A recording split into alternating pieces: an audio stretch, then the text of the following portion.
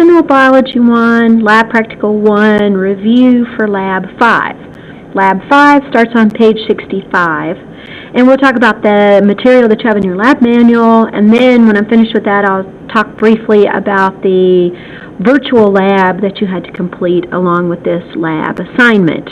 When we talk about enzymes and how they function, we have a basic reaction equation here. We have our reactants on the left and our products on the right.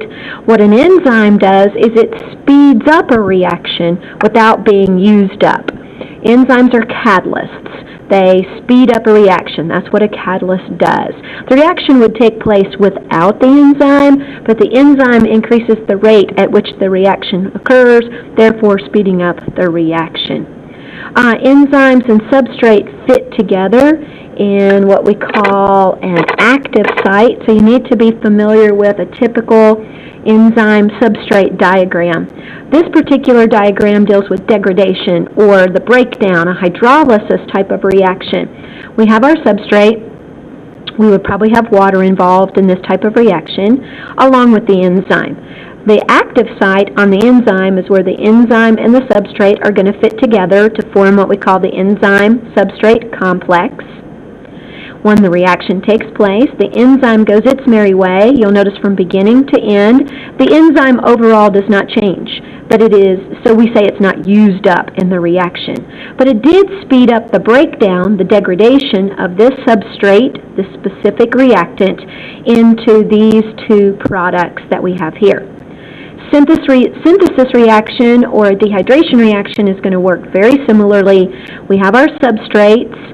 They fit in the active site of the enzyme. They form the enzyme-substrate complex for a short period of time while the reaction takes place.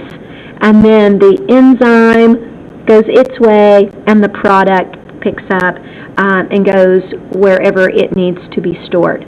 So that's the basic idea of how the enzyme and the substrate work together. On page 66, you will see some more information about enzymes with their substrate. Enzyme plus substrate gives us the enzyme-substrate complex.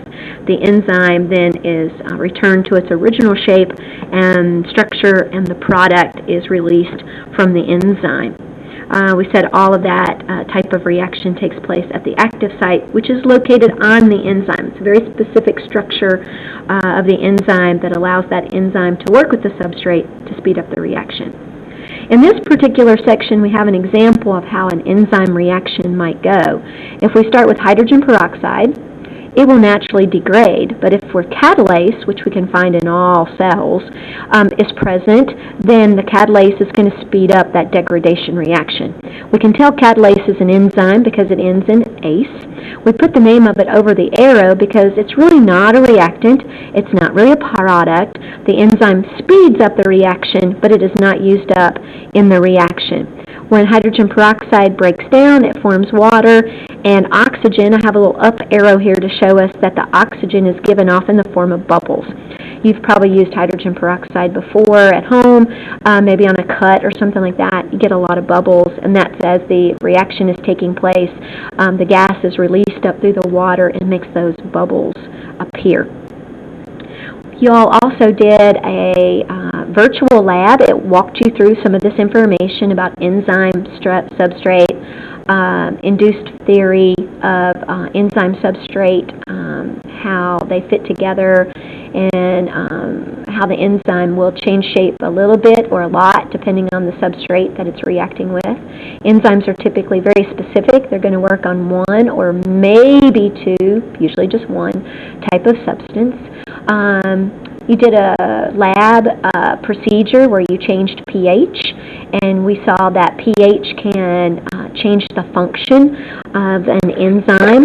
In the lab manual on page 67, they use the term denature. Certain pH levels will denature an enzyme. The enzyme is not going to function well or at all at given pH. Most enzymes have an optimal pH range in which they work. In the virtual lab, we saw the graph look like a bell-shaped curve, and so the enzyme functioned best at the top of that graph, which aligned with a pH of 7. When we had a strong acid or a strong base, very low pH or a very high pH, then we saw that the enzyme did not function.